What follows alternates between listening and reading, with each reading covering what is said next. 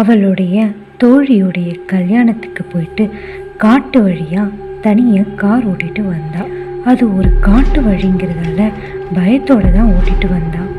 அந்த வழிகளும் நிறைய வளைவுகளோடு பள்ளம் மேடு அதிகமாக இருந்துச்சு.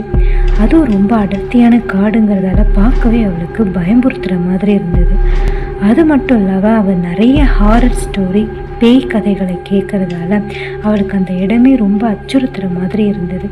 இருந்தாலும் மனசுக்குள்ளே ஏதோ ஒரு தைரியத்தை வர வச்சுக்கிட்டு அவள் அந்த காட்டு வழியில் பொறுமையாக அவளோட காரை ஓட்டிகிட்டு போனான்.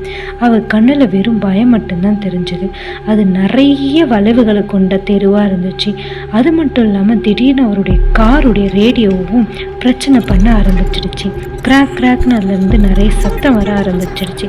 அவள் கண்ணுக்கு ஏதோ ஒரு உணவு தெரிஞ்சிச்சு. இதுக்கப்புறம் என்ன நடந்தது தெரிஞ்சிச்சு. யாருக்கு ஊருக்குள்ள வந்து கீழே இருக்கிற லிங்கை கிளிக் பண்ணி